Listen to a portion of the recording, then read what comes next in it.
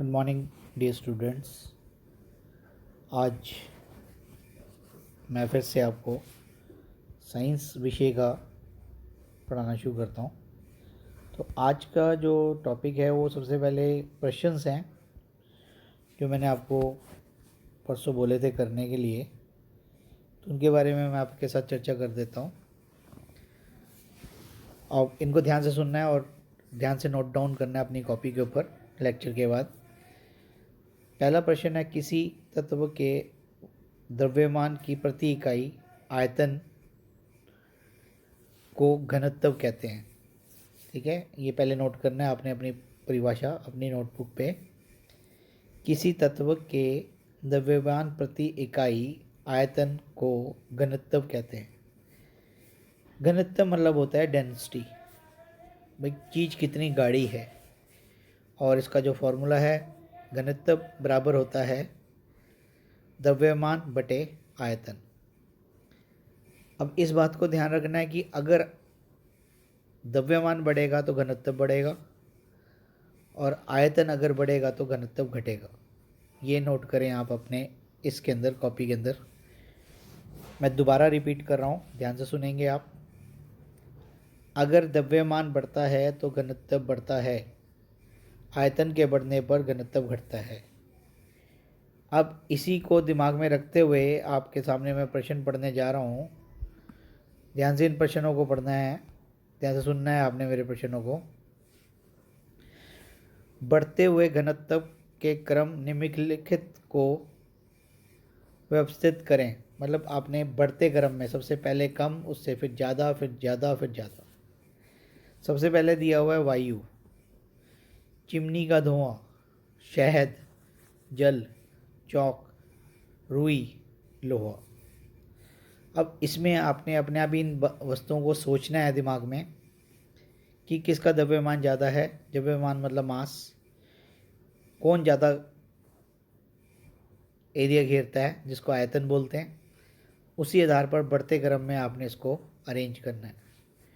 तो प्यारे बच्चों, ये वाला क्वेश्चन आपको समझ आ गया। अब दूसरे प्रश्न पे हम चलते हैं। दूसरा प्रश्न आपके सामने मैं आपके साथ पढ़ रहा हूँ। ए पार्ट है, पदार्थ की विभिन्न अवस्थाओं के गुणों में होने वाले अंतरों को समन्वित कीजिए। आपने क्या करना है, टेबल बनाना है बेटा, और हमारे जो पदार्थों के गुण होते हैं वो आपको पता लग चुका है कौन कौन से, एक ठोस, एक द्रव और एक गैस। तो 3 लाइनें खींचनी है। एक ठोस लिखना है ऊपर, एक में द्रव लिखना है, द्रव या तरल, और एक में गैस या वायु। और उनकी इन विशेषताएं जो अब मैं नीचे पढ़ूंगा, इन विशेषताओं के बारे में चर्चा करनी है। सबसे पहले है दृढ़ता। दृढ़ता मतलब होता है रिजिडिटी। रिजिडिटी मतलब होता है कितना हार्ड है वो। पता ही है, जो ठोस होता है सबसे ज़्यादा हार्ड होता है, द्रव उससे कम होता है और गैस बिल्कुल कम होता है। उसके बाद संपीड़न, ये क्या है, कंप्रेसिबिलिटी, किसको दबाया जा सकता है। उसके बाद है हमारा कौन जल्दी बहता है, तरलता। बर्तन में गैस का भरना, बर्तनों में कैसे गैस भरी जाती है, उसके आकार, उसके गतिज ऊर्जा, और अंत में है घनत्व। तो ये प्रॉपर्टीज़ आपने एक एक करके लिखनी है, किस में सबसे ज़्यादा है, किस में किस कम है। तो ये टेबल बनाकर आपने इसको नोट डाउन करना है कॉपी के ऊपर। अब हम बात करेंगे तीसरे प्रश्न की। कारण बताएं। गैस पूरी तरह उस बर्तन को भर देता है जिसमें इसे रखता है। गैस क्यों पूरी तरह भर देता है? क्योंकि गैस के जो कण होते हैं वो गतिशील होते हैं और इनके बीच में काफ़ी ज़्यादा स्पेस होता है। इस कारण से जैसे हम जिस भी कंटेनर, जैसे खाली कंटेनर भी है, उसके अंदर गैस भरी हुई मिलती है, गैस अपने आप उसके अंदर चली जाती है।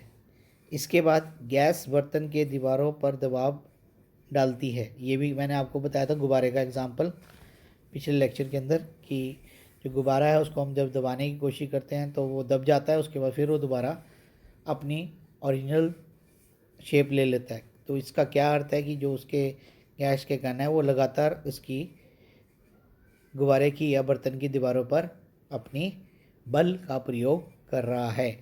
तो इसके बाद हमारा है सी है बेटा, लकड़ी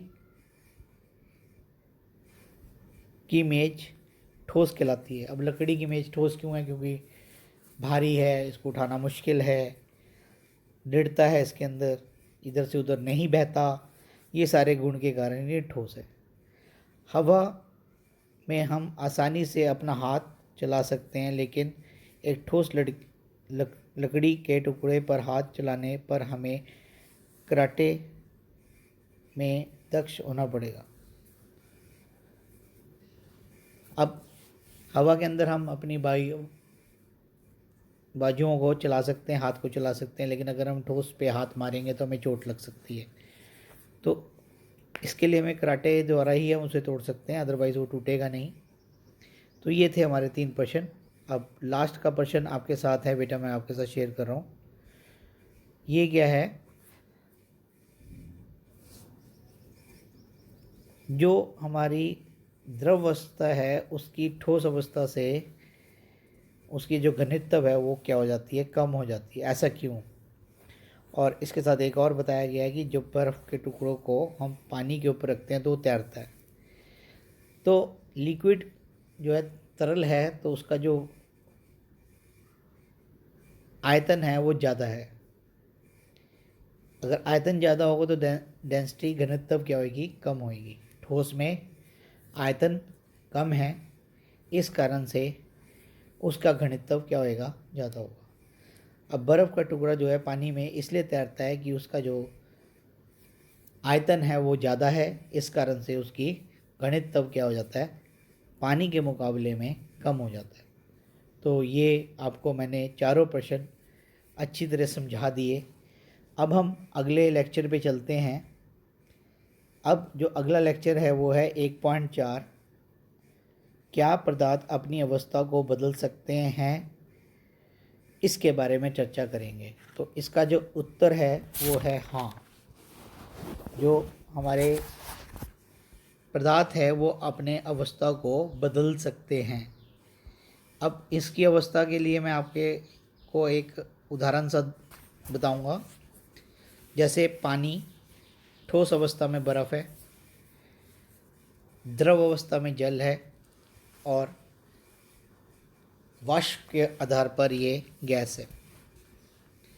तो जो जल है वो तीनों अवस्था में पाया जाता है, ठोस अवस्था में भी पाया जाता है, द्रव अवस्था में भी पाया जाता है, और गैसियस अवस्था में भी पाया जाता है। अब इसी प्रश्न को इन्होंने एक क्रियाकलाप द्वारा समझाने की कोशिश की है, और इस क्रियाकलाप के करने पर हमें गलनांक, जिसे हम मेल्टिंग पॉइंट कहते हैं, उसके बारे में भी हमें पता लगेगा। तो मैं अब आपके समक्ष 1.4.1 तापमान परिवर्तन का प्रभाव, इसका एक एग्ज़ाम्पल, जो इसका जो एक्सपेरिमेंट है उसके बारे में समझाता हूँ। आपने क्या करना है, बड़ा सिंपल है। आप इसमें 2 डायग्राम्स देखेंगे, एक ए है और एक हमारा कौन सा बेटा? बी है। तो बुक आप बुक में से देख सकते हैं, और मैं आपको साथ साथ समझा रहा हूँ। आपने एक बीकर लेना है और बीकर में 150 ग्राम बर्फ़ के टुकड़े डाल देना है, और उसको उसके ऊपर एक थर्मोमीटर स्टैंड के माध्यम से बिल्कुल जहाँ पर बर्फ़ का टुकड़ा ऊपर से है उसके ऊपर टच कर देना है, और उसके बाद आपने धीमी आंच पर इसको गर्म करना है। जब बर्फ़ पिघलने लगे तो तापमान नोट करें। जब आप देखेंगे जो बर्फ़ पिघल रही है तो तापमान नोट करना है। जब संपूर्ण बर्फ़ जल में परिवर्तित हो जाता है तब पूर्ण तापमान नोट करना है।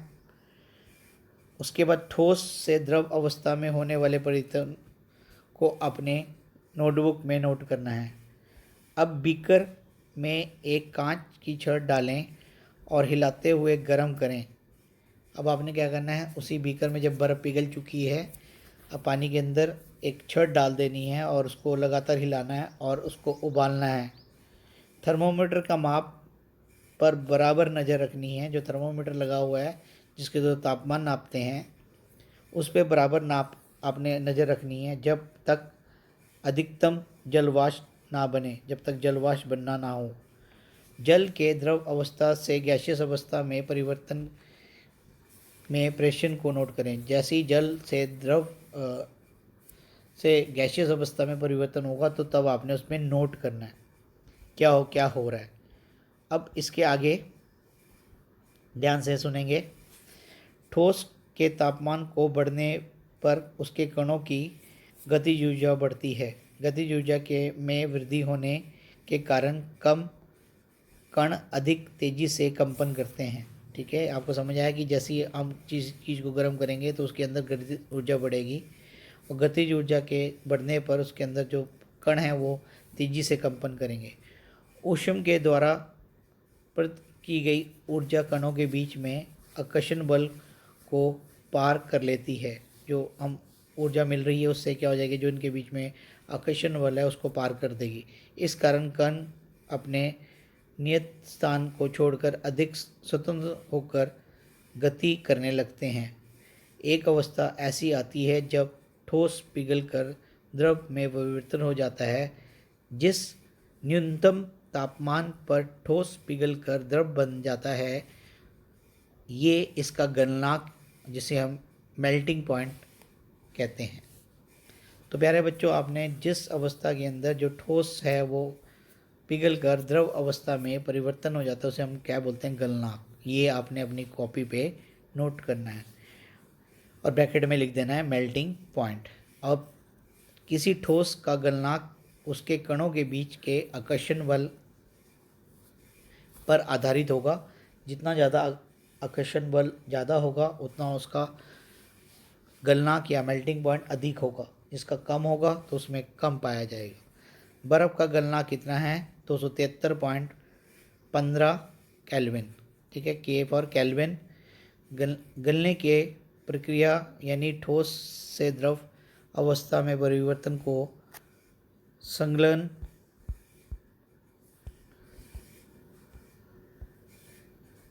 भी कहा जाता है।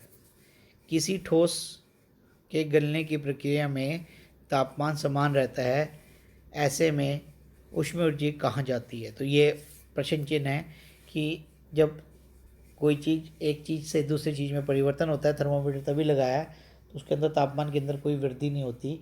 तो जो लगाया हुआ है, हम जो गर्म लगातार कर रहे हैं, तो ऊष्मीय ऊर्जा कहाँ जाती है, इसके बारे में अगले लेक्चर में हम पढ़ेंगे। तो आज का लेक्चर मैंने यहीं पर ही समाप्त कर रहा हूँ और ध्यानपूर्वक इनको क्वेश्चनों को अपनी कॉपी पे कर लेना है आपने प्यारे बच्चों, और ज़्यादा से ज़्यादा इसको बच्चों में शेयर करें। और जो बच्चे अभी वीडियो को नहीं देख रहे हैं वो भी अपनी क्लास में जो मैं वीडियो डाल रहा हूँ इसके उसमें तो वीडियो ज़रूर देखें और साइंस का जो काम है लगातार अपना करते रहें, जिससे कि स्कूल खुलने पर आपके जो चैप्टर बच जाएंगे वही मैं करवा पाऊँगा। धन्यवाद आपका सभी का, सभी बच्चों का। प्यारे बच्चों, ध्यान रखें, घर पे रहें, सुरक्षित रहें और लेक्चर देखते रहें। Thank you.